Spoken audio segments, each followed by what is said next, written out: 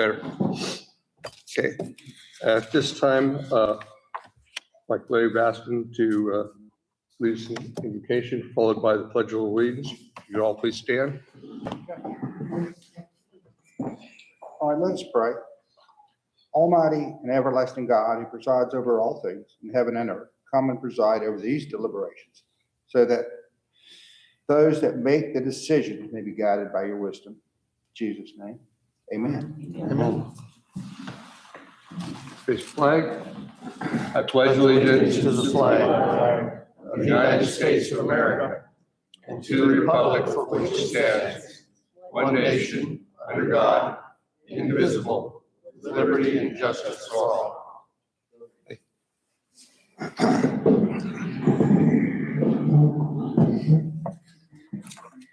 All right, we've sent out the agenda. There was a typographical error in it, which I corrected under new business. It was not the Property Control Committee. We're going to talk about its Property Evaluation Committee. Other than that, the agenda, I'd like to move that we accept the agenda. Second. Second by Lee. All in favor? Aye. Okay. At this time, I'd like to move that we approve the amended minutes of November 12th. These are to include the executive session and the foreclosure vote from the board. So moved. All in favor? Aye. We need a second. Second. At this time, I'd like to, that we approve the minutes from 12/17 as they're written. Have a second? Second. All in favor? Aye. And I'd like to approve the last board meeting from 1/27 as written. I'll make that motion. Second. All in favor? Aye. This time I'd like to turn it over to Lee Fawcett for the treasurer's report.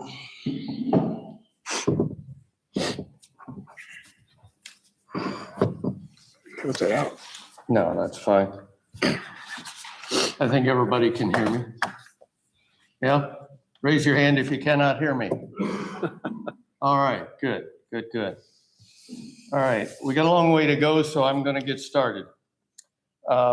I'm going to talk about financial statements. I'm going to talk about final publication of the budget. I'm going to talk about audit briefly.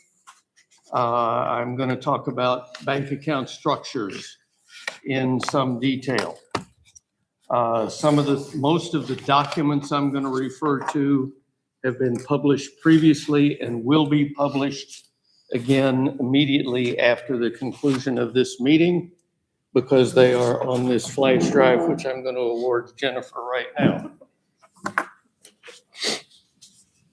I looked at Front Steps the other day and I realized we've had kind of a lapse in our proper publication of documents that have been presented in the meetings. So she has the whole file and we'll catch that all up on Front Steps.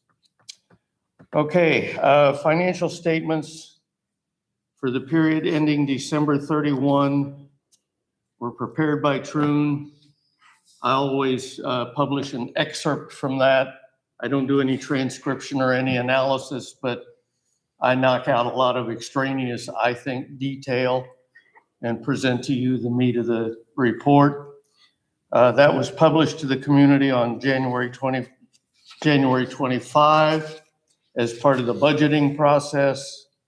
I will ask for a motion from the board to approve that for publication on Front Steps. So moved. Second. All in favor? Aye. Same item, financial statements for the period ending January 31, 2026. It was received by me on February 23rd. Thank you, Bob Broody, who realized my early notes said 26th. An excerpted copy condensed by me, but presented again without commentary. I ask that that be published on the front steps. So moved. Second. All in favor? Aye. Okay, the draft budget. Two big files, February or fiscal year 2026.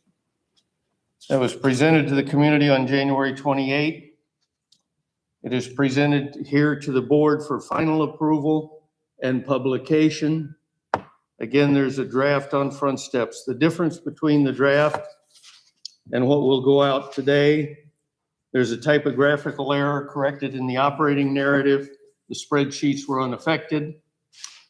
I did a forecast of reserve balances for for fiscal year 2026, and that's added as part of the capital section. And when approved, these should all be published on front steps, and the draft edition should be removed. Could I have a motion to take care of that, So please? moved. Second.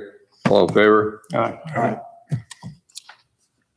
For budgeting purposes, that forecast of contributions to reserves for the new year, to general reserves, unallocated reserves, I forecasted a contribution of $175,000. As I look at the statements the end of January, I'm comfortable to make that contribution right now. And with a motion to approve, I'll make that transfer prior to year end. So moved. Second. All in favor? Aye. All right, this is a little bit of a discussion or narrative for me at least. I plan to propose an audit for the two fiscal years, fiscal year 2024 and fiscal year 2025. We had an audit for fiscal year 2023, which is complete and is published on front steps. But at this point, we haven't audited anything since then.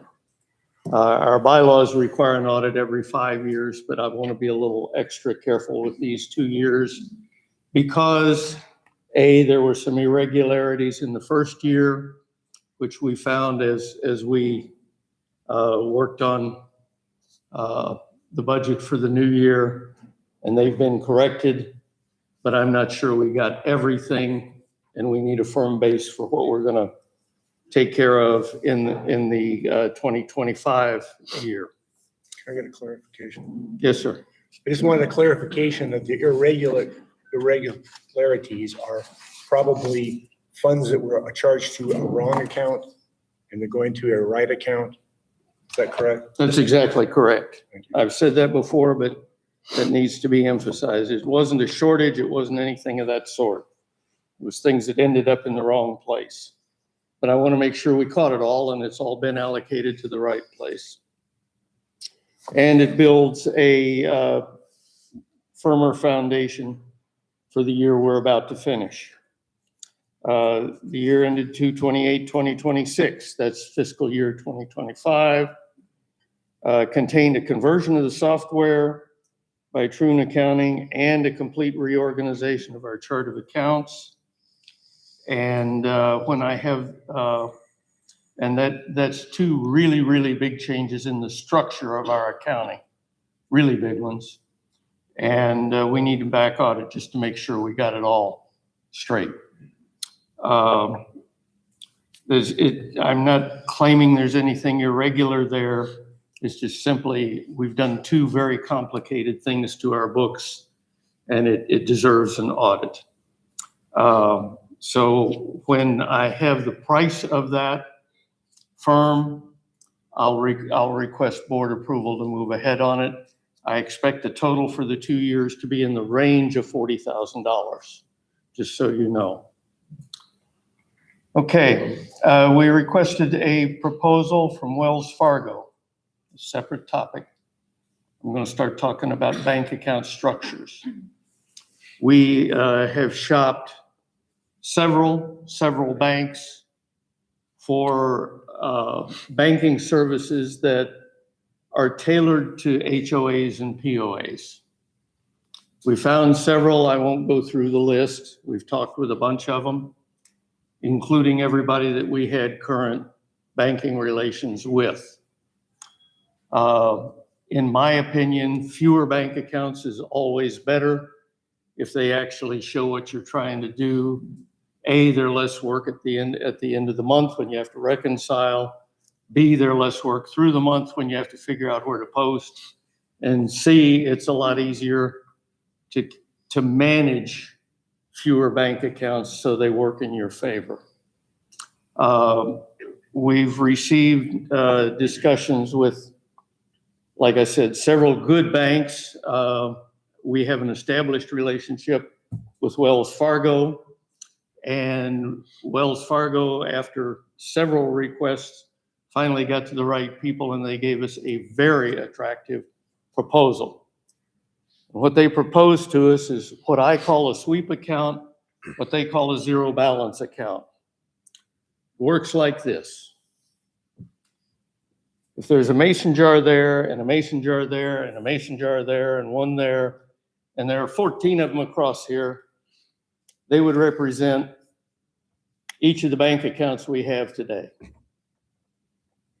They don't all have unique purposes. Some of them overlap, and I'm working on cleaning that up a little bit. I'll talk about that in a second. But that mason jar, you put money in when you make a deposit, and you write a check on it. How much interest do you make on your checking account, on your personal checking account? Yeah, thank you. Thank you. Stand up and say that. 0. Everybody get that? That's pretty much what we've got. What we do with a sweep account, it's pretty simple.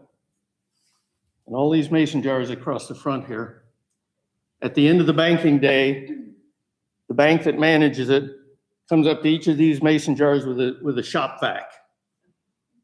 And they suck all the dollar bills out of each of those. And that bank account ends the day at zero balance, which is why they're called zero balance accounts.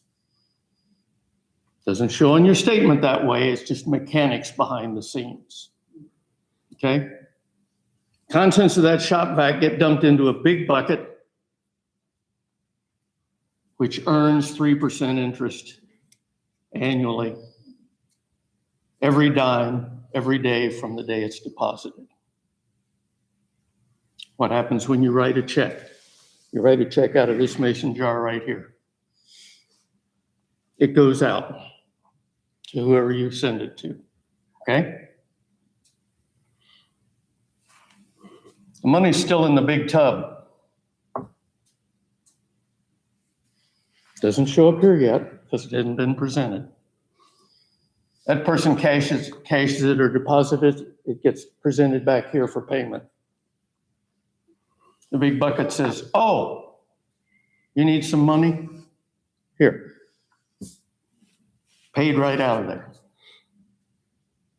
These transactions happen at the beginning and the end of the day, daily, automatically. We don't have to manage it. Okay? A couple of questions that come up. Could you do a little better on percentage rate? Because I can get 4% on a CD. Yeah, I can. But we'd have to manage it. And whoever's your treasurer after me has to manage it. And you're always going to have some money over in the corner in your uninterest paying reserve so you can pay the bills this month. So that's a lot of work, can be done, and you're going to leave some money in the corner that isn't working for you. This collects every damn dime and puts it to work right away, which is why I'm excited about it. Is it FDIC insured? No, because you're going to have more than the FDIC limit on deposit with Wells. One of my original complaints about the amount we had on deposit with Wells was that it exceeded the FDIC limit. I finally figured out, I'm sorry, I'm a slow learner sometimes. I finally figured out that Wells is the third largest bank in the United States by deposits. So if you're going to worry about the third largest bank in the United States failing, you better get worried about a whole lot of other stuff first. Now, First Colonial or whatever it was on the West Coast that failed a little while back and invoked FDIC is about 5% the size of Wells. And they just got themselves overextended. A little bit of sloppy management. Personally, I'm comfortable with having my money in the third largest bank in these continental United States, whether it's the first 250 is FDIC insured, but the rest of it is banked by the full faith and credit of Wells Fargo. And I'm comfortable with that. But that's the way that structure works. The existing accounts we have with Wells will stay exactly the same. I'm going to run a little workshop online with all of our users of this information before we flip the switch, just to make sure that everybody understands what a statement's going to look like, what a balance inquiry is going to look like, make sure we understand how to reconcile everything so we don't have hiccups when we turn it over. But turning it over will not involve changing existing account numbers or designations. So I'm asking for board approval to move ahead with converting those accounts to what's called a Wells sweep for our benefit of 3% a year. How much is that, by the way? We'll wait.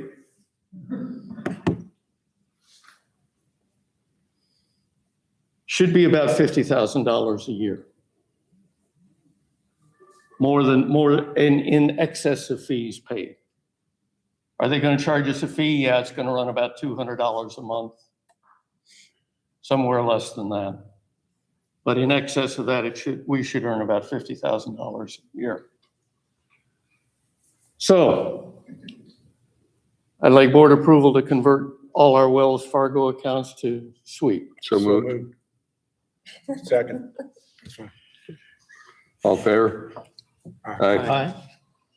I have a question down here for clarity on this topic. Is it all right for me to handle questions right now on this? Yeah, if you'd like. On this topic? Yes, I sir. understand your description about the sweep account, but the $250,000 is what the FDIC covers, am I correct? You're exactly correct. Right, so why don't we take the excess of $250,000 and put it in a separate account so it would draw some interest instead of having it not draw interest and be available for potential loss if it's not covered by FDIC? Because you're putting the dime in the FDIC account and the 90 cents is out where it's not working for you, is the glib answer.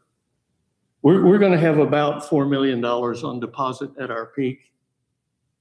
And that is going to be all backed by Wells Fargo, except for the 250.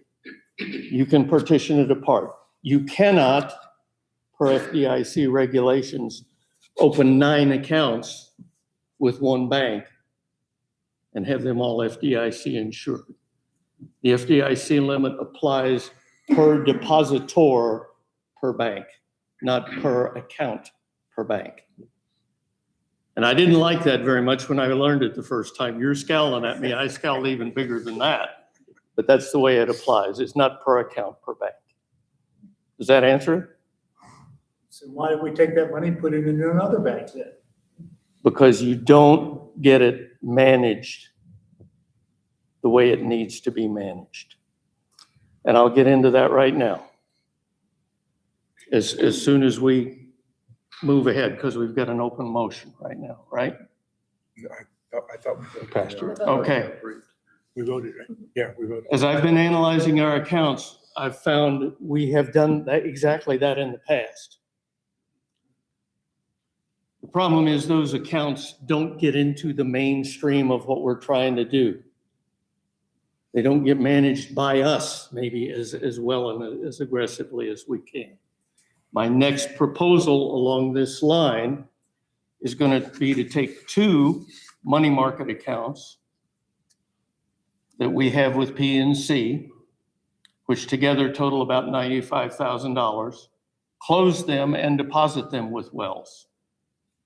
They were originally set up to do exactly what you're talking about. They end up getting swept in the corner because they're not part of the mainstream of doing business.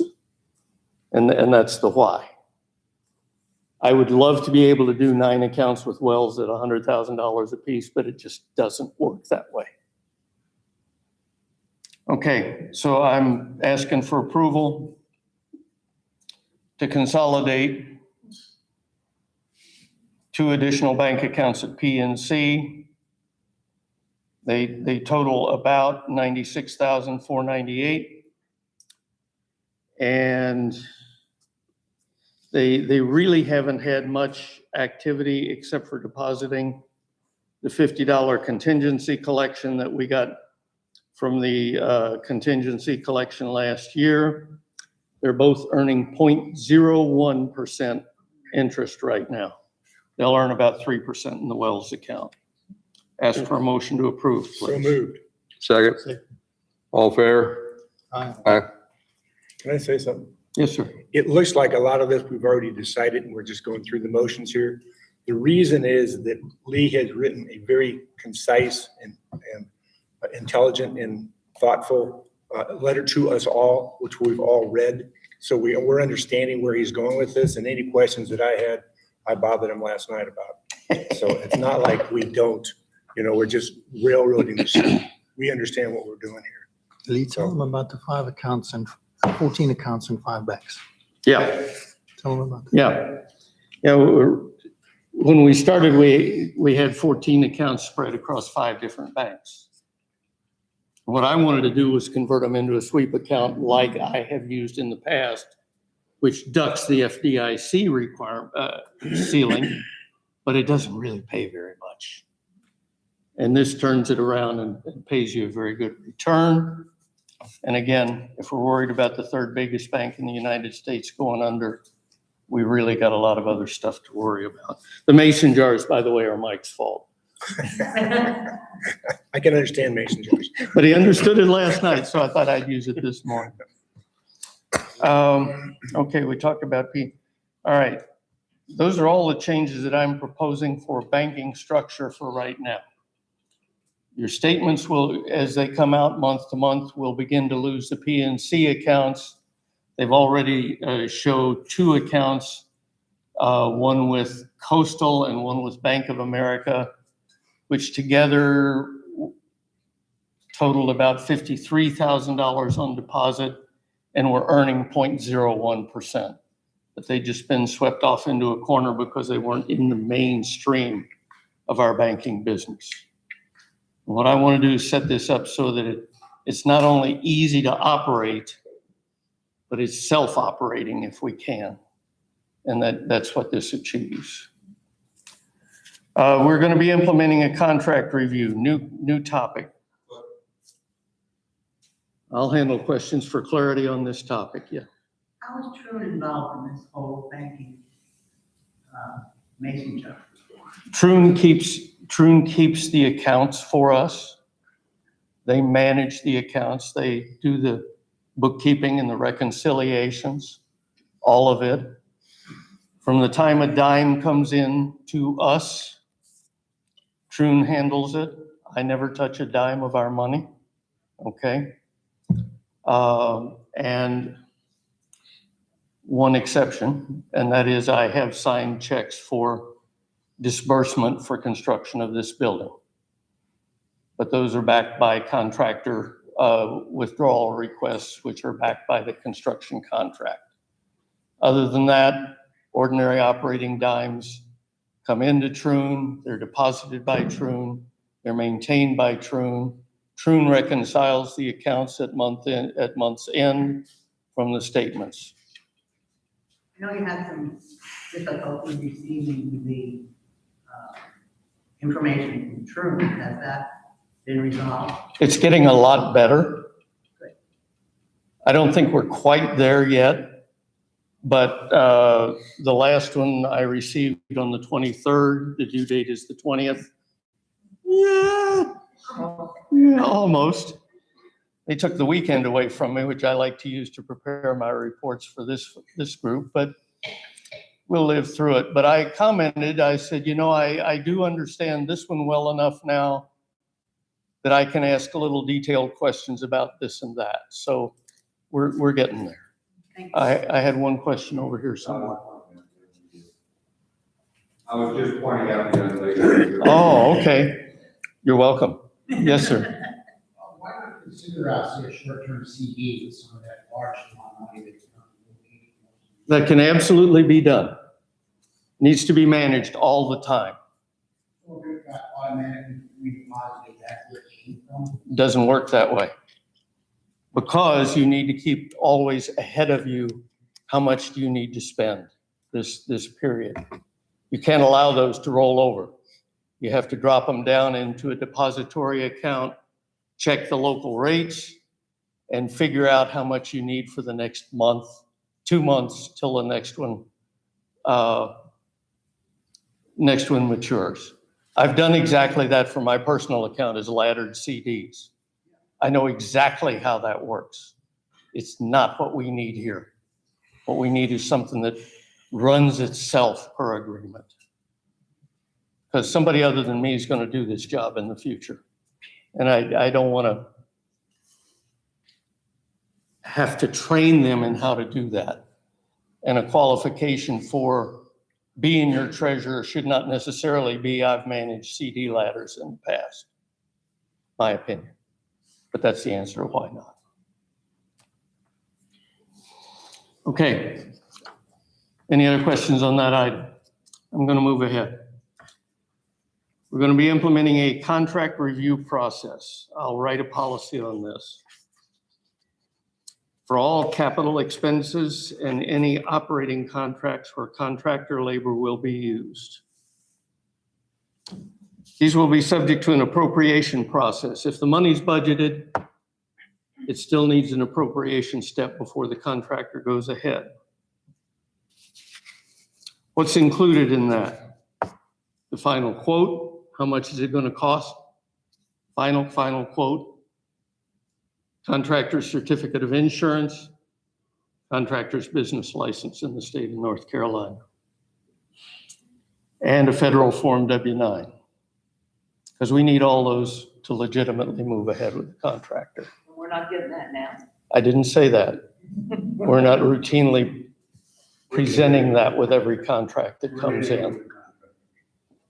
We are generally getting it right now, but it's not generally being the operative word, okay? But it's not being administered really, really cleanly. And I just want to clean it up. I'll write that and present it later. I just gave Jennifer a flash drive with all the files I'd like to have go out to front steps. I just want to talk about the future a little bit. The budget we just presented, it represents mending some broken fences in my point of view. Some of our earnings targets could be considered aggressive, and we could miss some of them. And I stood that up as a possible risk when I presented the budget. If we don't plan to grow, we don't grow. And if we don't plan to improve, we don't improve. And when we did the budget, I challenged Troon to show us as a target what it takes to bring our golf and restaurant operations to a profitable status. They're trying to use the trajectory that they've developed over the last 6 months and project that forward. Some of the targets look like they might be aggressive. Are we going to forget about them? No. But we need to plan to improve every step of the way. Then, right under that, we need to also plan to prepare for a storm or other emergency. And I've talked about that considerably with the budget presentation. And we need to work to improve revenues from non-dues sources. Things that need action by the board going forward. An increase in builder impact fees. If we do that right, it could be about $40,000, $50,000 a year impact on non-dues revenues. We increased them once and rescinded them. I think they need to go back up. There's, I believe, a general consensus among the members, and I mean the members, that the builders are doing as much damage to our roads and streets and other infrastructure as all of our community combined times 2 or 10. So in my opinion, that's warranted. It's an item that needs work. We need to develop a plan, and the board has worked on gathering some information to generate income from our newly vacated POA offices. That is being worked on. I wouldn't say we're ready to present a plan on it yet, or even the fence around the ballpark. We need to collect the past due assessments from the timeshares. This was brought up as a big, oh my God, this is an iceberg we're about to collide with. Well, it's not nice. It's well over $100,000, but we have reserved for it. It's covered in our reserve for questionable accounts at this point, and we're working to collect it. And in my opinion, we've got better than 50-50 chance of actually collecting some or all of it. Is it going to take some time? Yeah. Is it going to affect us this year? No. Why? Because we already reserved for it. We have a very, very substantial reserve for doubtful accounts on our books. My opinion, probably more than we're ever going to need. It's just me. But we need to collect those monies. They are due to us. We need to continue and complete the review of our insurance coverage. Insurance in the new year is going to save us some money, and it's going to cost us some money. So don't say I ever said it wasn't going to go up. Come on, it's insurance. You all pay your own insurance bills. You know they go up every year. Harbor Club will go up a not insignificant amount because the Philadelphia insurance company that wrote the coverage originally for us and insures literally all of our other property will decline to write wind coverage for this building on the coast. And I don't care if you put it at Broad Creek and 55, it's still on the coast, folks. So don't argue with me about the plat where it says it needs to be. It's still on the coast. The plan we're going down is that, and Jennifer may talk about this some more, she may not, but the plan we're going down is through Philadelphia, we'll acquire wind coverage on this building through NCJUA. My experience with Citizens, which is the NCJUA in Florida, I'm ready to run for the hills. I'm reassured by both our agent and others I've talked to that NCJUA is a little bit better than Citizens by maybe 9 million %. But we're not going to take coverage for the whole building out to NCJUA, and Philadelphia will still be our primary recourse, and then they will administer through NCJUA in our behalf. A lot better situation. We're going to have an increase of about $17,000, if I did the mental math right, on errors and omissions for the board of directors, and that's due to the currently open lawsuit. We're going to have some savings, and I don't know exactly how much this is going to be yet. I didn't see it in the presentation yet, but Jennifer's worked with our agent to do a review, a cross review of the coverage that we carry on our stuff and the coverage that Troon carries on our stuff. I was a little surprised that Troon carries coverage on our stuff, but they do. And it turns out that at least our licensed vehicles are double covered. So since Troon isn't going to charge us any more than they already are, we're going to drop what we're carrying as soon as we confirm that. Probably our mowers and other wheeled vehicles that aren't licensed for use on the road are also double covered. So that would be what in an insurance policy is called inland marine. We'll probably be able to avoid that also this year because of that overlapping coverage. We don't want to leave any gaps, but we don't need double coverage. And that'll be coming up pretty soon for renewal because the policy date is March 1. Yes, sir. Doesn't have to do with insurance, but the depreciation on vehicles. Yes, sir.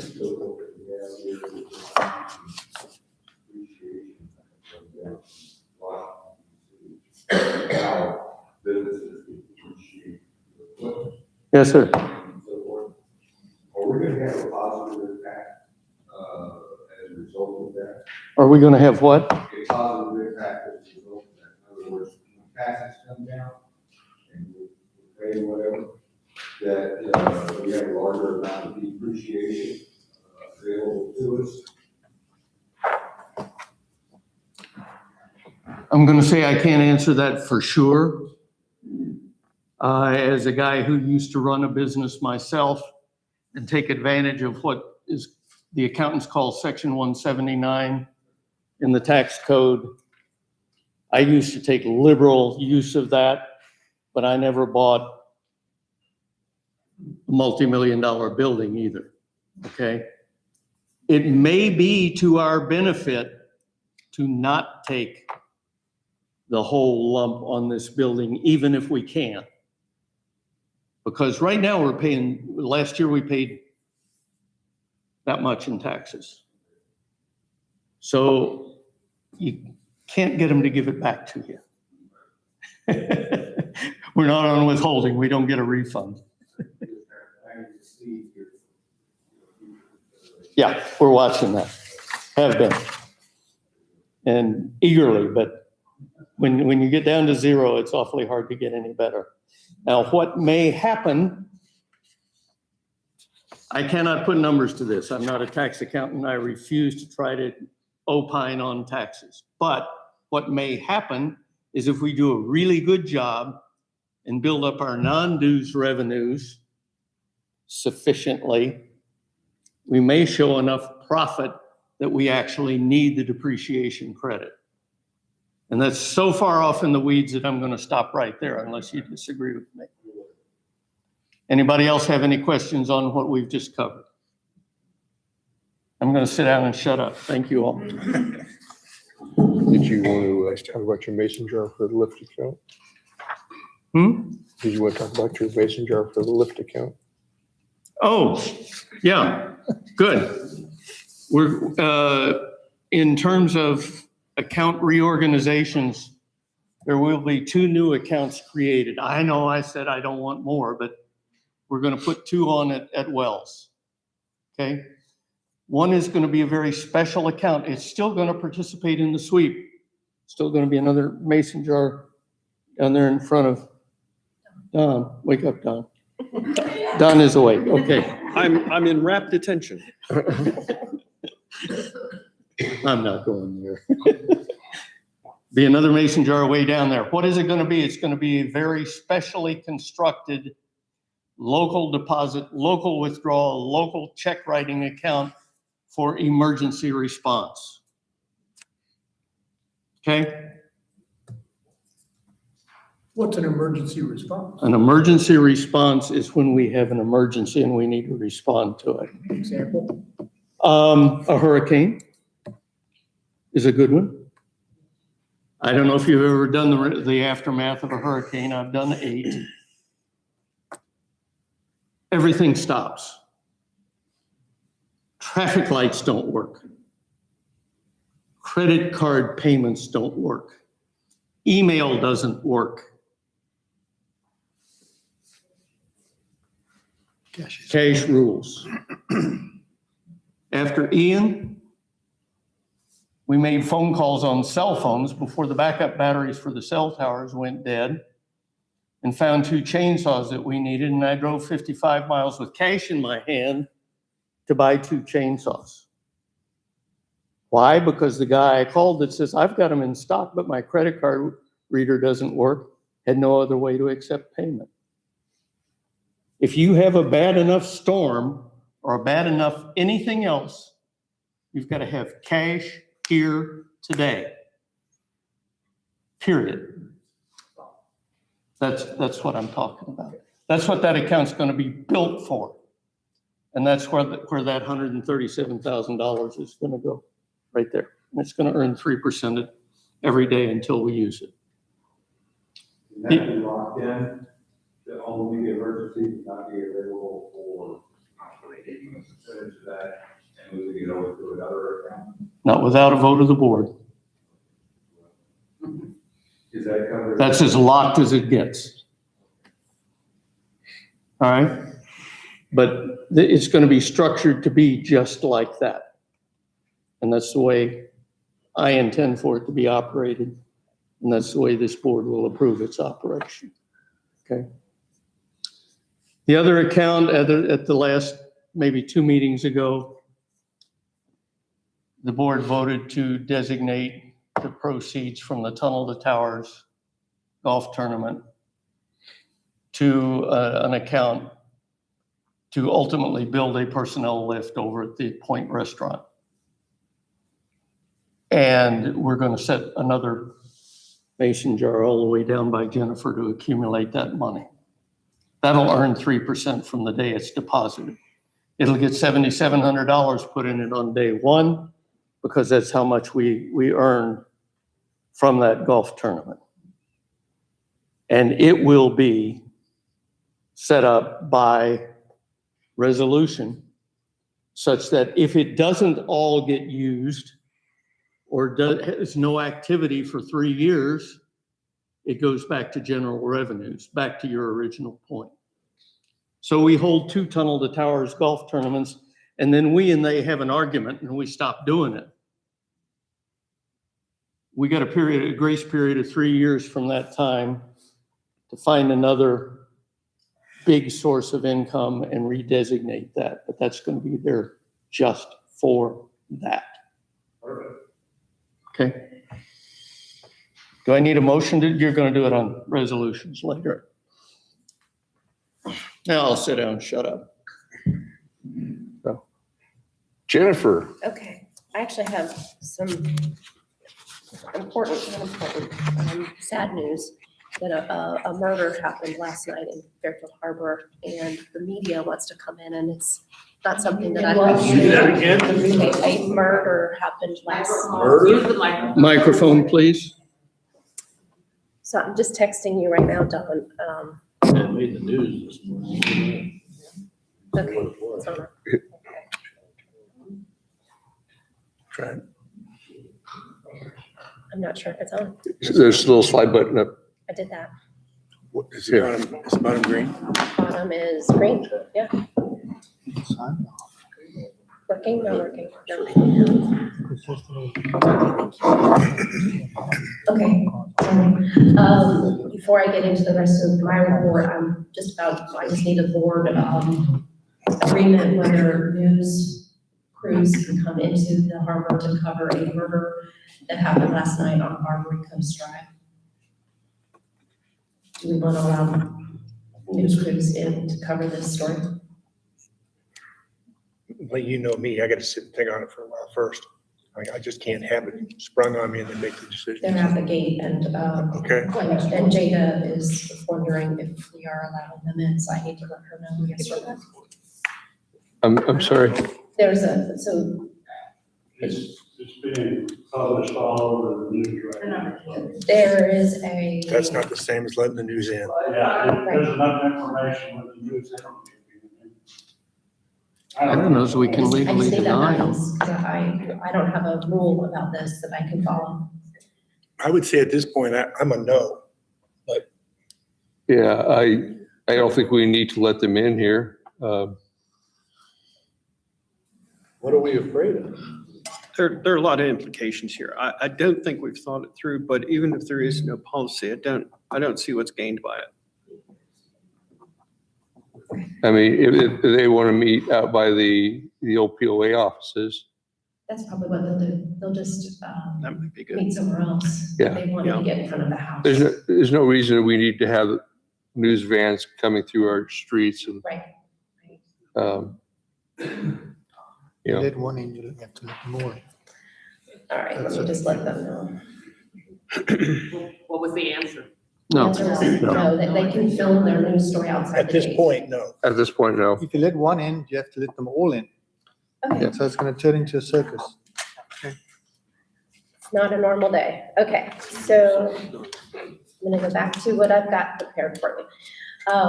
The dues collection at this point right now is $3,871,738.25. The non-dues number that we have since till yesterday, $437,031.51. And of that number, marinas are not included. Next, we usually cover letters to the board, and we don't have a letter, but Director Watts asked for a suggestion box to be put out, and I ended up finding in our old office, there was an old ballot box that used to be used like in the 80s and 90s. And so we put that in the front of the building, and we did get a suggestion in it. So I'm gonna read that to you. I can find all my papers, hold on.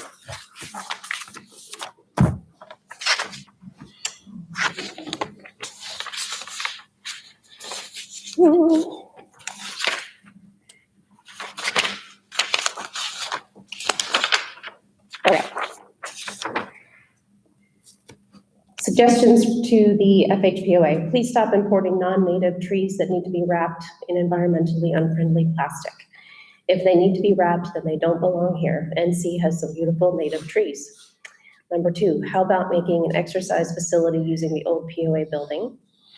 Number 3, we need boat trailer parking close to the launch area or access to the usually empty existing parking lot. The current system is very inconvenient and not a good use of our resources. Thank you for your consideration. That came to you. Can I ask a question on that? Sure, Dan. On the tree being wrapped, I'm not following what's being said about that. That they don't want the trees wrapped? They're just saying not to have trees that require wrapping, that if they were But they're native, here. right. Yeah, If they, right. what he's saying is there's native palm trees that don't need to be wrapped. And, you know, these palm trees that we got were imported from Florida, and they're not native to this area, so you have to wrap them when it gets real cold. Don, my understanding on the palm trees is that they are something called cold heart, and they do have to be wrapped initially for the first few years, and then after that, they can withstand it on their own. So it's not the kind of palm tree that can't withstand any cold ever. Right. It's one that can. It's just that they have to be wrapped when they're first planted, first couple of years. And that's my understanding. Neil, would you like to respond back to this suggestion, gentlemen? Yes, I will. Okay, thank you. The purpose of this box is to get inputs from the community, not complaints, but great ideas, so that we can work on them and we don't have to think of all ideas ourselves. I give an update on both parties. I don't think this is the time right now, but I know that we're gonna talk about it later. We have that a little bit further down. The next thing I have for you is to approve a gentleman that would like to be considered for the Broad Creek Road Gang, which is normally Bob Brudy's. He's the liaison to the Broad Creek Road Gang. I spoke with the chair of that committee this morning, and they have approved this gentleman, Michael Collins of Helm Drive. He's lived here 2 years. He volunteers at dog shelters. He volunteers at Carolina East Medical Center. He has experience with OSHA. He has a master and journeyman electrical license, and he was a business owner. Why is he interested in serving as a homeowner here? And for over 40 years in Massachusetts, taking pride in our property is very important to me. And he served on previous boards such as affordable housing, senior housing, and the preservation committee. So if you would be so kind as to approve this gentleman. for Move the to Rock approve. Creek. Seconded. All in favor? Aye. Okay. I have another question for you. This building did not have a fax line installed. We can add a fax line, or we can do something called cloud faxing. Both of these will incur a charge. I kind of needed your guidance whether you felt that we should do that with very minimal faxing. We don't do it very often. It's something that we can scan and email a lot. That's what we do also. So it's a cloud fax is $200 a month a charge, and then we get charged per fax. Of course, when people ask for faxes, we charge them $1 a page. So we make that money back. Yes, Larry? How many pages do you do a month? It depends. You're Sometimes actually faxing rather than emailing. I would just say probably 25 or less. There's a lot cheaper. Metrofax is one that I use all the time. A lot cheaper than $200 a month. Okay, so But we could definitely look at that. Let's look at that we can. and see what we can come up with for alternative. I have a question for clarification.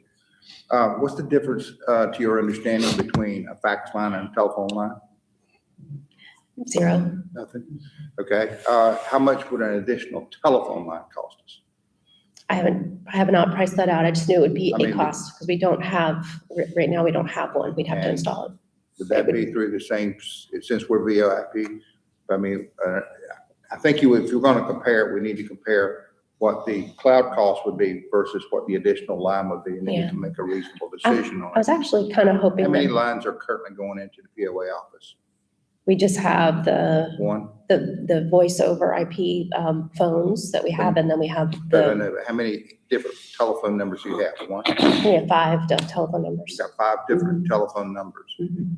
And have you researched the ability to reserve one of those for fax and just have 4? I have not. Okay. Is that I a can do that. possibility? Yeah, I can do that. And Can, that by would show of cost- hands, does anybody show me if you fax, if you get requests that you need to come into the office and fax? Because our thought is that maybe this is kind of a dinosaur It is. kind of, and that we don't need it. And, It's, yeah, the other thing is that there's a little box. It's just, instead of a phone, it's just a little box. It'd be the same box that you're using for we have Hosted America mhm, for your home phone to plug into. mhm. It'd be the same box. So that's another option we can look at. This is the cost for the Copy Pro's estimate for the faxing cost. And so Yeah, that's it's a lot. I mean, it's, way too much. okay. All right, we'll talk about that later then. Next, we are working hard on getting the annual dues billing together and to go out on March 2nd. It will go out through the primary email on each account. So if residents want to be sure that they are receiving the billing, please call us to make sure that we are putting your email as the primary email. Anybody that does not have an email with us will be getting their billing through the mail. That's about 118 people total. And we are still learning about this building every day. The fire alarm goes off. We are learning about the audio, the video, the rooms, the setups that are most requested. We are learning about the cleaning. We are learning about the doors, the utilities, the costs, the water filtration, the cameras, and the security system. It's a lot. Things are moving every day, moving around every day. We sent out a communication survey a couple weeks ago. We've had more than 530 responses, and the closing date for that survey is on Sunday. We're allowing for the folks that got the survey mailed to them, we're allowing time for them to send those in. We are hiring for positions at the Harbor Point Golf Club and getting some very much needed help from the recruitment department with Troon. So they are doing initial interviews with people that have the credentials that are required and then sending them along, which is great. The Goshen Medical Mobile Clinic is coming on March 6th. We changed that date because we had some poor time with registration. So this is helpful if anybody needed to have a UKG or a blood test, or you just wanted to know your levels for whatever it might be. You could have pre-registered, and then show up at the mobile unit. They would do also COVID, flu, strep tests. They do like flu injections or tetanus or pneumonia. I thought this was going to be a great idea, but we haven't had a great response. So we probably won't be doing this in the future because people probably like their own doctors and they don't need to have a primary care person that's coming in a mobile unit. Where do we get to sign up? I think maybe that would be part of the problem. Yeah, we sent that up. We set that out in the update. So the days that the nurse was here to do the pre-registration, we've had 2 of them. Do they want you to set up that appointment for the mobile unit? No, you have to come in. So the dates that we had the pre-registration, we announced that, and one of the dates was in the snow, and we felt like people couldn't get out of their driveway, so we had another date, and then we didn't have very many people come on that date either. So we'll see. If we get more interest, then we certainly would like to provide that. So then, as Lee mentioned, we have been working on insurance reviews for the coming year. So my end, that looks like a lot of questionnaires about our community and questionnaires that include information on how many rentals we have, how many like Airbnbs we have, because insurance companies are suspect or leery, don't want to take risks if your community has a certain amount of rentals. And so we've been doing a lot of that. I did want to ask the board if the $250 a year for dry storage over by 210 Broad Creek Road by Will's shop, if you were considering increasing that. The suggestion has come in to increase that to $350 a year because $250 is very low. We haven't increased it in several years. So that question has come to me, and I'm passing that along to you. First thing I would ask is if you did a survey of other areas around here. We're lower than everything for yearly, yes. Usually people pay monthly, but we have $250 a year, which you can help me with that, but it's not very much per month. Plenty.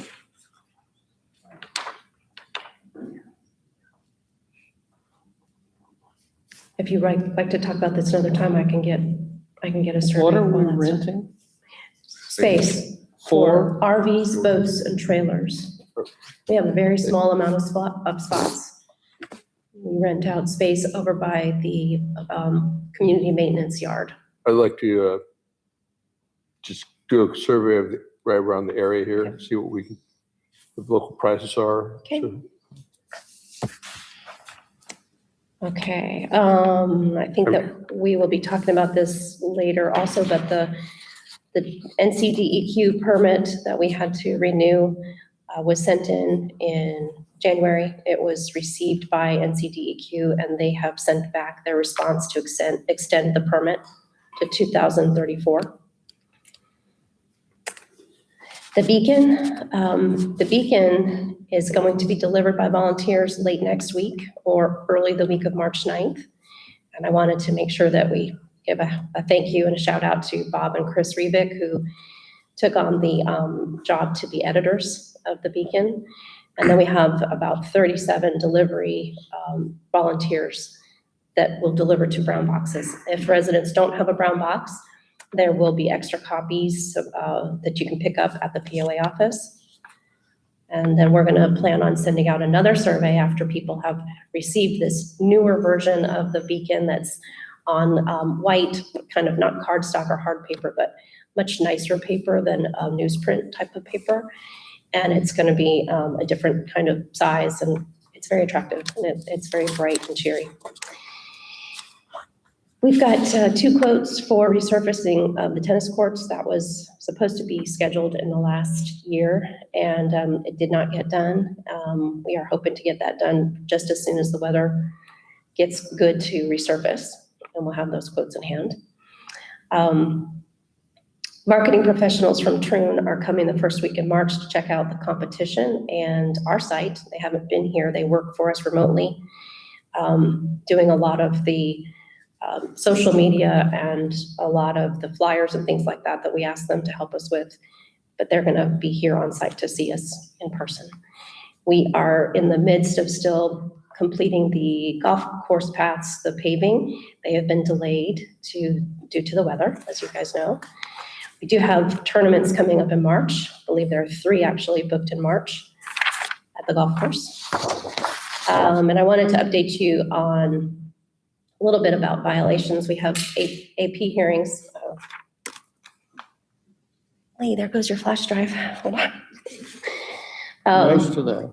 I got it. So in the AP hearings, the adjudicatory panel has heard about waterfront bulkhead violations, not parking on designated parking areas. We've got trailer violations. We have debris or items left around the house or the sides of the home. And we have visible receptacles. And in the update last week, the Covenants Enforcement Committee put in a 3-page explanation on what the violations that are most occurring. And then the one that's a little bit vague is called all lots must be maintained. And what I just talked about debris or items left around the house, or if you have green growth on your siding and things like that, that's really what that has to do with. Or if you have things that are overgrown, that's what that one refers to. And I think that is all I have. The rest I have is for executive session. Are there any questions? No, I think we need to review some of that Okay. things. The only thing I was gonna say was, if you talk to somebody that's doing the resurfacing of the golf course, would you ask them to not put the extra dirt in the swale? Yes. They dump 2 loads in the swale. I did not know that. Yeah. Which They hole? got plenty of flat ground to dump it on. They do not need to put it in the storm swale. Agreed. They need to be doing some backfilling Yes. as opposed to destroying that dirt. They're probably gonna use it somewhere, but. They're to store in using the it. swale is- Not cool. Yeah, no, that's not. I get it. Oh, they are using that to backfill when they pave, so that they're gonna be I get that. I understand they need to store it, but poor choice. bad choice, yeah, agreed. Okay, moving on. We're going to go to unfinished business. First thing I'd like to talk about is the document retention procedure. I've been working on that. I have been looking through all the North Carolina statutes to see how long we're required to keep a lot of these records. I've been talking with, or communicating with Hope Carmichael on what needs to be said. So pretty soon I hope we have the retention procedures documented out. So I'd like to move on to Mike. You want to talk about the lighting? I'll update you with what I know, but I've been. Thank you. Is it on? Yep. You can hear me? Okay, great. Shake your head. Okay. I've been traveling for about the last 2 weeks, so I really haven't talked with any of my people since then. I can tell you a little bit about what I knew before I left. The solar lights, we're down to basically 3 options to light up these 2 parking lots. We can either do solar, which is what we looked at to begin with. And the thing with solar is that the panels have a battery issue that could have to be replaced every so often. And they only could be on for so long. We're not sure if we can get them to turn off in the middle of the night. If this building is not occupied past 10:30, we don't want those people having to look at these lights. That's not gonna be very nice for them. So if we go, we can do what could have been done originally, it was just dig up the ground, put the wire down, put the lights in. If it's solar, it has less power, we have to have more lights and less lights. And the idea is we want the lights to come down in a fashion like this, not blast out this way.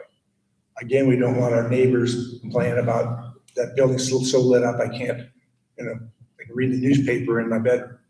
So the other option that has been brought up is we can do low power.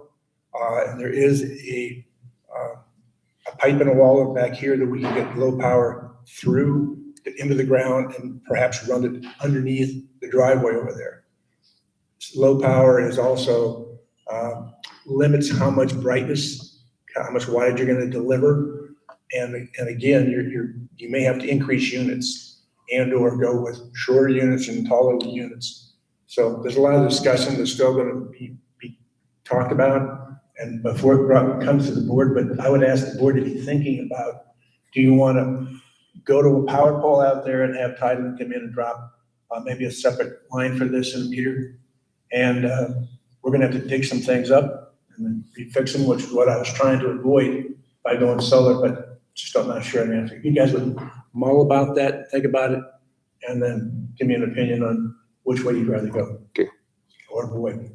The parking lot, chairperson on that has been Mark Hittner, and Mark is going in for a knee replacement, I think. So he's going to be out for a while. We did get some information, and Walter was kind enough to get some dollars and cents. And Walter, that went over my head. I caught it, but I didn't have my finger in my ear, so I don't remember the number. Can you enlighten me? We're at conundrum. The original plan, as you know, you put it together, you and Ray. We were asked roads and streets, which we take care of, all the parking lots, anything that needs to be paved. The original plan was to put a boat parking over here on the grassland by the boat ramp, which worked beautiful. We put it together, we got a quote, and now we went into the permitting process. We can't get a logical, Ray and I can't get a logical answer. If somebody, whoever did the permits for the building in the parking lot, I don't know who that is. The Harbor Club did that. And what I understand, the area that we're talking about. what I understand is that this site has like 60,000 extra square feet that is not being used. And what Ray was suggesting is we contact Harbor Club. We have the 2 grass lots out here. Was it in their plan to pave those in the future or just use them for overflow? If we're going to pave them, then we're going to have an issue paving over here without another permit. But we could use some of that 60,000 to do this lot, if that's not in the future. So again, that's going to be a board decision to take a look at. I will try to get a hold of the Harbor Club folks and see what their original intent was and let you know. For everybody in the residents, that was our plan this year, and it's in the budget to do. If we don't need a permit, a new permit, the bid and the quote, what we have right now, taking out the trees, the only thing it doesn't cover is signage and adding the foliage that we talked about. We're gonna put the That's not in there, but $35,000 is a pretty good deal. But we have to permit it, and some of you already know because we've discussed it. It goes up to $500,000. Yeah. Okay, because of the size of stone, and we have to put down matting and all that stuff. So I'm praying that we can get it under the old permit. Well, the permit you're referring to is the CAMA permit. Right. Right. So just so everybody's aware of what permit it is, it's from CAMA. So Yeah. So if we can make that happen with the old permit, God, let's do it. Yeah. So that's about all I can tell you right now. That's our only holdup right now. So The other issue is I need to know, and maybe you can help me with this, Mike, is how much asphalt inch-wise was put on the lane coming in Oh, okay. Entrance, Yeah. going over to the boat ramp. Because when we start pulling that gravel in here, it's gonna put a hell of a load on that parking lot out there. Now, the contractor has agreed to fix whatever there is, and maybe it costs him all, but he'll fix it if it gets torn out. Thank you.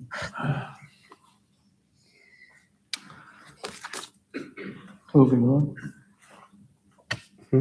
He's done. Yeah. So, okay, next we're just gonna talk real shortly about the stormwater permit for the Gondolier Peninsula. We did receive back the, as Jennifer said, the reply from the DEQ for the permit renewal, which they renewed. There are some work that needs to be done down there. We have some weirs that need to be raised or lowered or to control the water flow, but we don't have to worry about the $25,000 a day if we didn't get the permit in time. So that is done. It's out of our hair. We're not going to go bankrupt paying. One of the questions that we're trying to work with, I've also served on Stormwater Committee, is that the Gondolier Peninsula at that end has water in that swale on the inside, not the creek side, but the inside. And we're trying to resolve that problem. And Ray and Patrick went down there and did some elevations, and we found out that some of the weirs are not set correctly and they need to be reset. There's a surprise. Yeah. So hopefully when that's finished, that will resolve that water laying in that Gondolier swale continuously. The other end is at the other end of the peninsula. There's some weirs there that elevations need to be changed to accommodate. They're at a height that they're not doing much. So. And add to that, CWS, we've requested approval for, Don sent a letter to the president that all the infrastructure under the Gondolier Peninsula be reviewed and scoped. Yep. Before we do anything with that, because that's on the 27th, to start paving that. Right. So we want to get that. Right. I sent a letter out requesting that they scope that, and Key Accord, Columbus, what's the last one? Nautilus. Yeah. So that those three be done right away so that we could get those paved this year. So that's been done. And while you're doing that, we're taking care of the CWS too. Yeah. Yeah. The thing with stormwater and the culverts that go underneath our roads, before Walter paves them, we want to replace those culverts because they're original and they're corrugated metal, many of them, and they're just collapsing. The one that's over here in this end of the building, which is a major, coming from here, goes underneath what used to be the old golf course and goes into the inner harbor. It's collapsed in 2 or 3 different places. We've got some serious culvert work that's in the plan to get fixed and addressed, but it's a matter of timing with him and for stormwater to get it done. Yeah, if you're out that way, the one by Trade Winds in San Juan this year. Yeah. That we ended up with a big pothole right in the middle of the street just because the culvert collapsed. So we're trying to get all those replaced. So, all right, moving on. New business. Property Evaluation Committee. We used to have a Property Evaluation Committee active. It kind of went defunct, and I'd like to bring that back so that we can evaluate what the POA owns. We own like 62 lots last time I counted that are platted lots. And some of those are buildable, some of them are not buildable. Some of them, you might be able to combine 2 of them together to get a buildable space. And the Property Evaluation Committee could go through and see what is sellable and what is not buildable. And the things that are not buildable, we'd like to convert maybe to a trust or something like that, so we can get them off our tax records. We have to pay water to CWS for those every month. So if we can get these lots unloaded and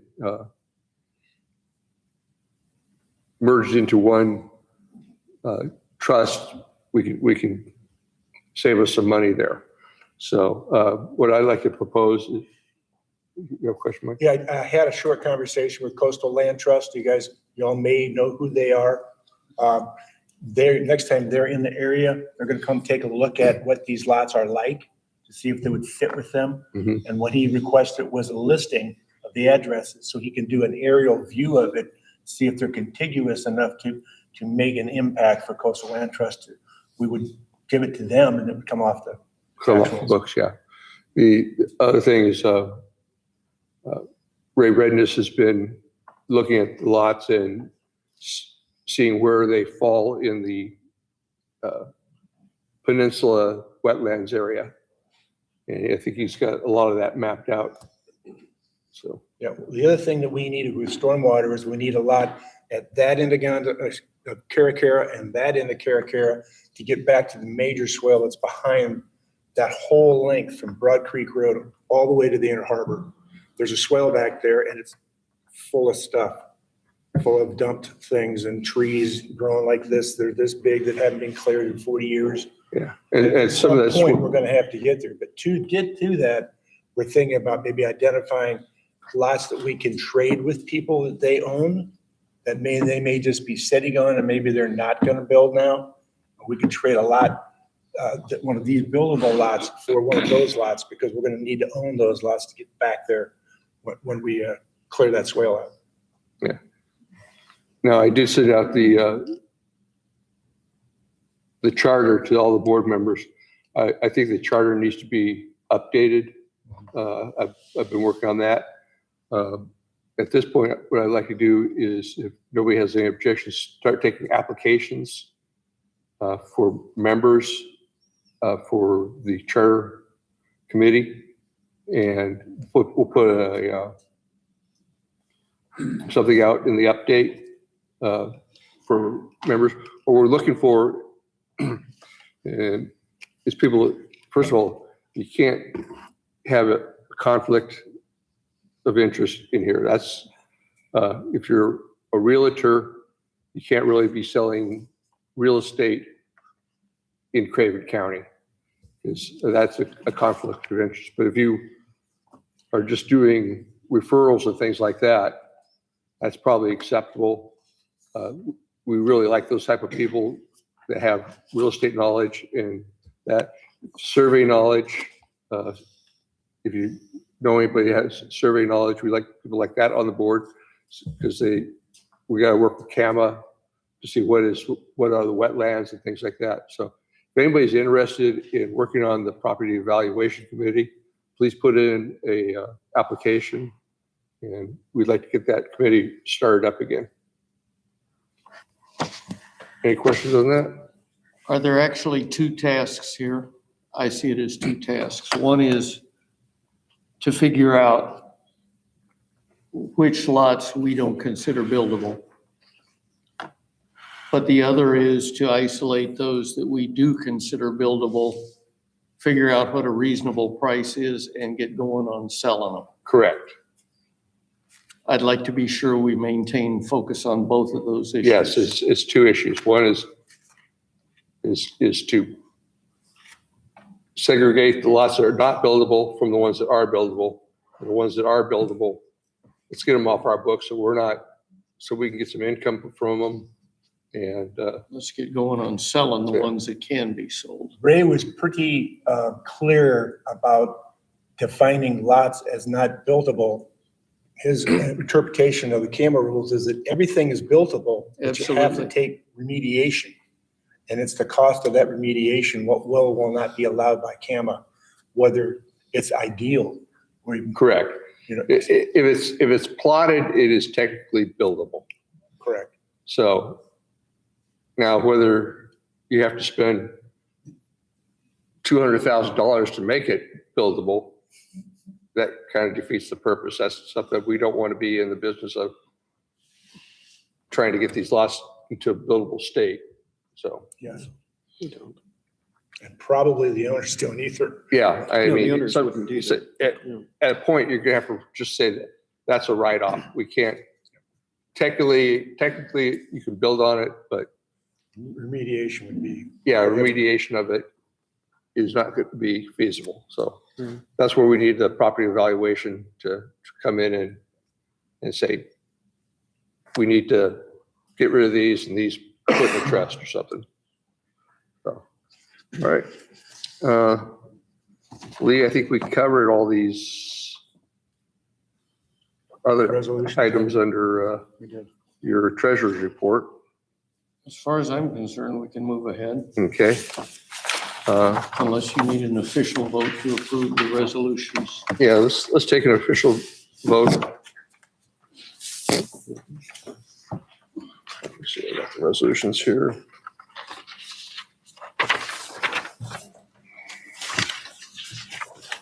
There, I'll let you read them off. All right.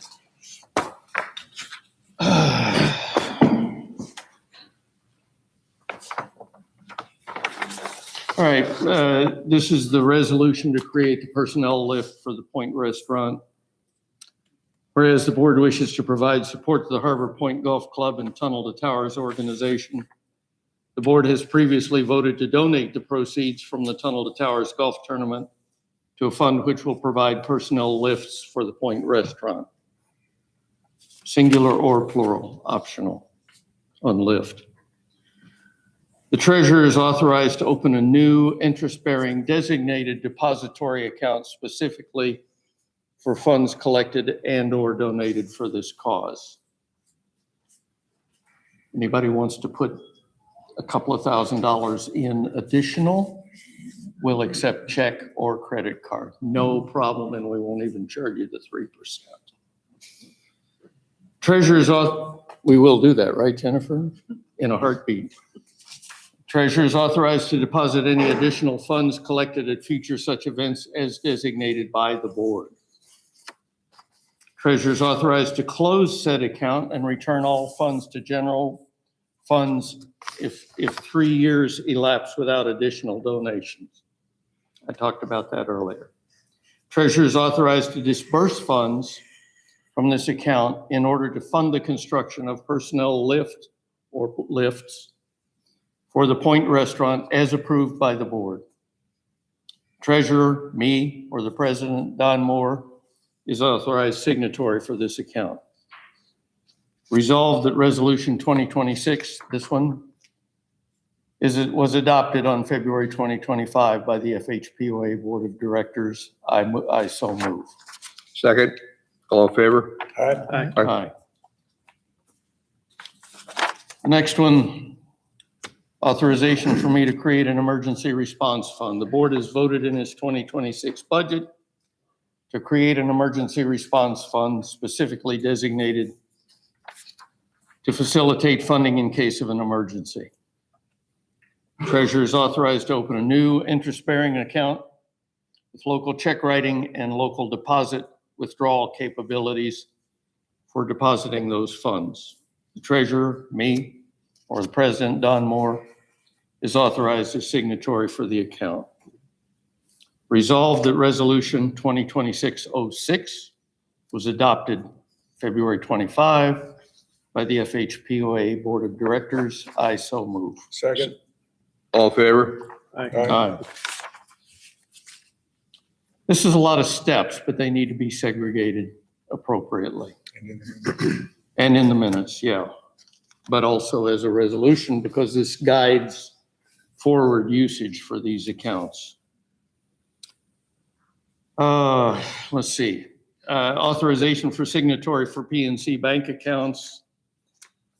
These two bank accounts are just a little messy in terms of the way the signatories have been set up.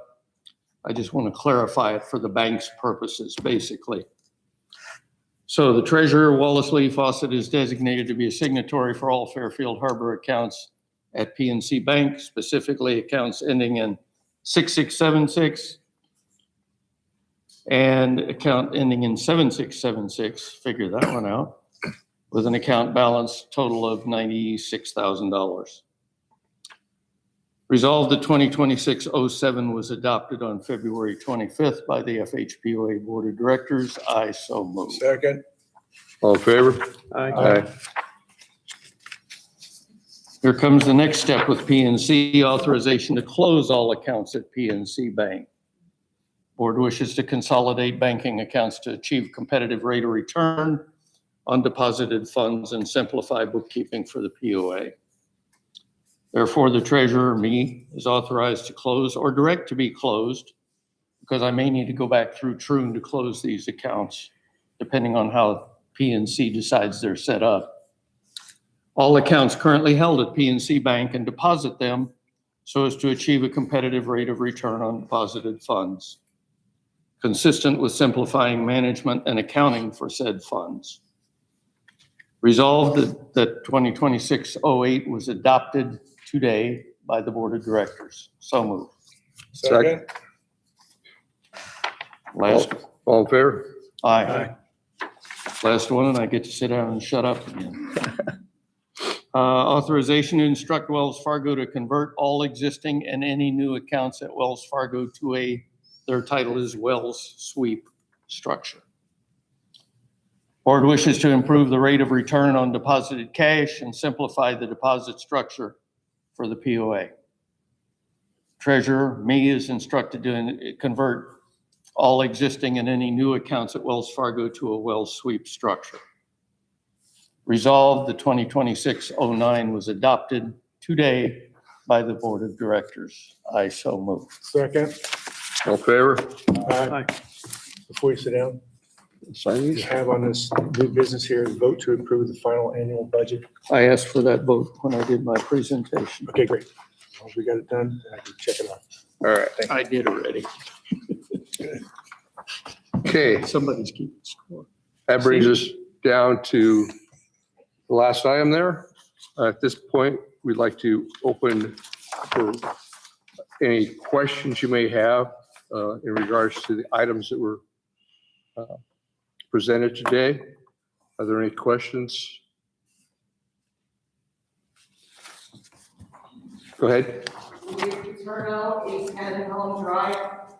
I was one of those that did get a violation, and it might be safe to say that at this time, it might be, or I should say, behoove the board to go through some of the items that are listed, like in reference to the mold and mildew on the homes that Jennifer stated is in the weekly.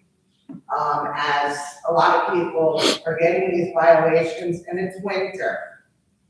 Okay, and we shouldn't have to go chasing after phones to call Jennifer or Kathleen to say, I got a violation in which they knew nothing about because there must be a third party in the office pushing send. And just for the record, my home was to be torn down in the month of December, if not early January. And then to receive a violation for the mold on the side of my house that only grew since fall. And, you know, my husband went running out 2 days before an ice storm and a week before the 20 inches of snow that we received. So it might be a good time to reevaluate either timing or they should put out a better letter and say, if in the event this is a seasonal item, you know, call us, we can at least put you in the system that it'll be done at a later date, but you are confirming your violation. Another thing, who cut into the wall in the car barn? What about the cart barn? You put storage or cut into the wall in the car barn? POA uses it for storage, For what? equipment, Stuff. stuff, yeah, items. That's not an agenda. Yeah, that's not an agenda item right now. So we will look in, we'll consider your comments on the violations. Okay, any other questions? Ted? Yeah, so, well, the first thing is on the fax thing, I agree with you, but it's 21st century. Your fax in 25 sheets don't. I D6 that idea. I don't think it was- I'm looking at $10 a month. Yeah. Yeah. You know, I think it can be I done for can't free. remember the last time I even had forms of facts that I couldn't scan and send, and if anybody knew it, we need to go downtown to Staples, like it's just deep six that, you know, there's more important things and more relevant things. I have two other items, but if they're not agenda related, I cannot bring them up. First thing is, well, let me just bring it, you can tell me to shut up, and I'm fine with that. We're going through a transition, and unfortunately losing the management team over at the restaurant at the golf course. I know at one point there was a restaurant committee, and I know Bob Rudy's not here, but I've been to zero about that all the time. I always think one is a good idea as an advisory for them. But you're gonna go through a big transition again. I would suggest that you consider reestablishing that and kind of help, you know, the new management team with that kind of, because there's been so many good things that they've done that obviously we would like to consider, and maybe just. Yeah, we've been working very closely with the Troon management company and trying to keep what Amanda brought here going. So if that does need to be reestablished, we can definitely Yeah, do that. again, just a suggestion, but, you know, that's just one thing I'm always thinking. And then the third thing is, and I know this may be coming for Larry, but on the condo side, and I promised the people at Trade Winds too, I would bring this up today, so, everybody's always asking about those gates. We have heard nothing regarding, and I know I've talked to people at West Winds, I've talked to Trade Winds One people, and everybody's starting to get, if we can just get some kind of update, even if there's somebody say, hey, we're gonna have what's happening with the gates on the, you know, on the condo side, that would be great, but we don't get information, you know, people are starting to bark, so. Yeah, you and I have talked about it, and I know I've talked to Bob about it a little bit, but just so you know that there's, like, I can't be the one giving them all the answers. Thank you. Yeah. Okay. As far as the gates, it's fairly common knowledge that the original plan was to put the gate at Marina Drive. That fell through based on resistance from the public facing businesses down Marina Drive. And in order to accommodate that and not create further issues for the POA for future, it was determined to not put it there. The other answer, or the best answer to not having it there, means we're going to have to put up 3 gates. Probably one on Harborside and 2 on Lakeview in order to properly cover the area. The gate equipment that we have, the first gate, if we put the one on Lakeview, it's going to take 2. So the first gate that would go up would be Harborside, and would probably be the one that would be most practical to install first. With recognition, I think we've already got it programmed into our capital expenses for the future for the other 2 gates. And the one on Harborside should be looked at during this fiscal year as to making it accomplished. I appreciate that. Like I said, there's just rough dates, and I know I passed on some of the things that Bob had mentioned, which was about the 3 gate idea and where we are. And the other 2, I think I'm correctly in saying that if we look back at the capital for the future, it's in a future year coming down. Thank you, Larry. Okay. Any other questions? Name and address? Yes, I'm Mike McKeel. I'm chairman of the Democratic Party in Bridgeton, number 11 in Fairfield Harbor, number 20. I came here today with Mr. Brunson, who's the past chairman of the Republican Party here in Fairfield, number 20. About a year ago, we started hearing rumors that there was going to be alternate uses for the community center. I contacted Jennifer at that time. She said at that time there were no plans to change anything at the community center. We now hear that we're going to close the community center and use it for storage. You know, it's a great place, alternative use to all the things that we do, avoid conflicts maybe with this building. But the primary reason is that is our precinct for the 20th precinct voting. We contacted the director of Craven County Board of Elections. They're telling us that coming in here is not an option because of the gates, because number 1, limited access to this building because of the gates. Number 2, everyone that comes in here gets their photo taken by camera. Cannot do that at a polling location. So the options are move somewhere else, maybe down at the churches, at Saints Delight Church, or the fire station down there. But if we fill that building up with storage equipment, we can't use it for a precinct anymore. I don't think anything over at the activity center is big enough to accommodate, I think, probably 12 voting booths and machines and the tables for the people to get checked in and out. So we're asking that, you know, we reconsider closing that building and leave it open as an option for the community. I'm just Yes, saying, ma'am. Mike, I've been in touch with, I think it's Susan. Susan, yeah. Yep, and she's actually going to, after this election, she's gonna make a field trip over here and she's gonna see everything. Yep. And she's gonna be able to go back and make a decision, but there have been no decisions for that building's use. No, they haven't. I did talk to her last week, and she's told me exactly what I just told you guys. Yeah. Can't have limited access to home, and you can't take pictures, TV or otherwise, of people coming to vote. So, I'd like to just say that we have not made any decisions on what that building, we are just doing our due diligence on everything. That is just because it's been looked at does not mean that's what it's going to be used for. That building though is for the use of Fairfield Harbor. The fact that we use it to support the local community, you know, is great. I see it. We can still continue to try to support the local community, but I think the use of the Fairfield Harbor would come first. And Can I make a comment, Tom? yeah, go ahead. Okay. My comment is wonderful that we get the input from the community on what your thoughts are about that. And because it has been discussed, but no decisions have been made.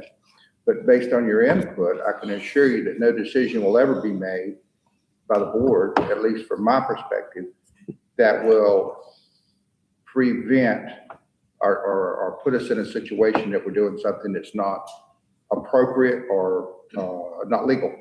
And so I have no idea whether the decision will go forward or not, but I can assure you from a security perspective, the limited access would be reviewed, and if that was not allowed to be corrected on that day, then it wouldn't go forward. I mean, we're not going to make a decision that's going to go against laws.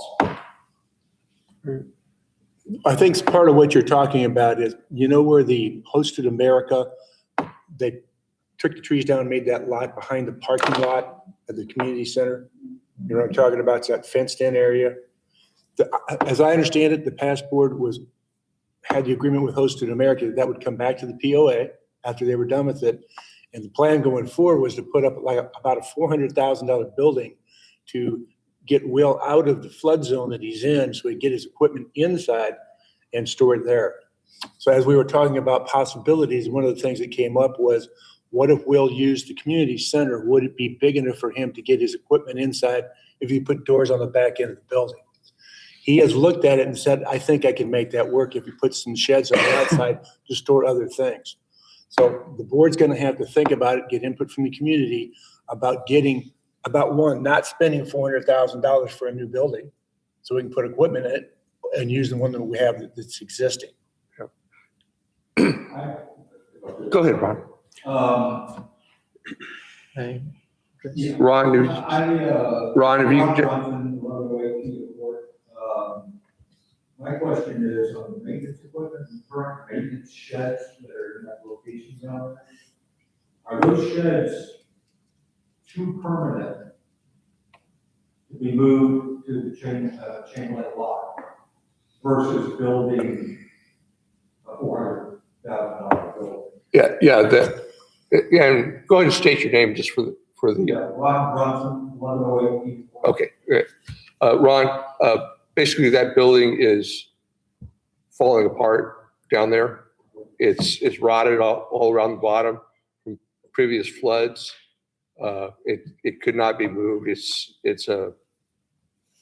Well, 400,000 It's a, significant amount of money. it's a steel building, yes. And that's why we're looking at, now, like I said, none of these, we're just looking at options. You know, we're not trying to say, My last comment is that, aside from the Democratic Republican precinct meetings there, which is not just Fairfield Harbor, but it's our precinct with large outside meetings.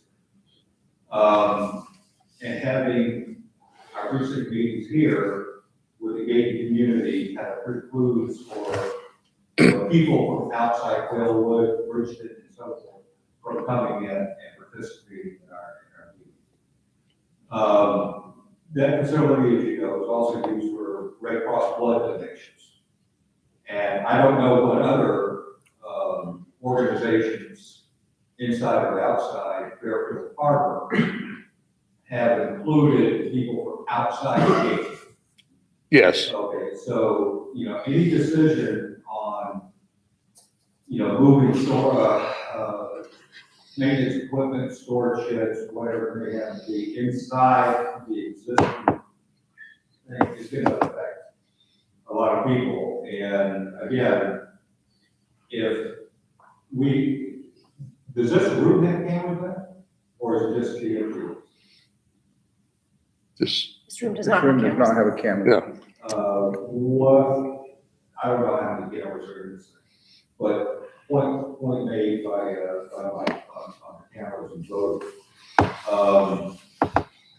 But yeah, Susan's coming out, she's gonna take a look at the building, but again, the gate on the front end is a bar for election purposes. And, this is one of the few times you're gonna see them for the Republicans.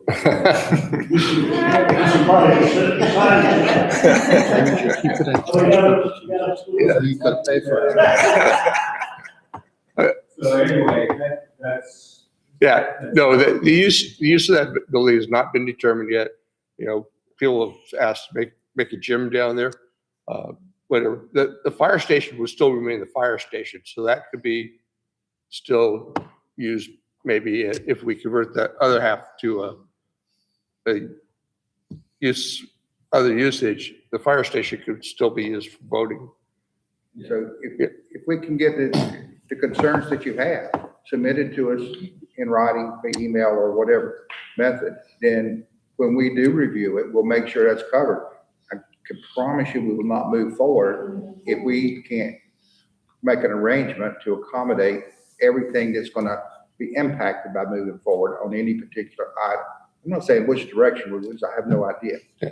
But if it were to be that direction, every one of those concerns would be met, I promise you. Yeah, like I said, right now, we're just looking at, we're doing our due diligence, so we don't, you know, spending $400,000 for a shed or maintenance building is, you know, it's a big hit on our budget, so. Not gonna happen.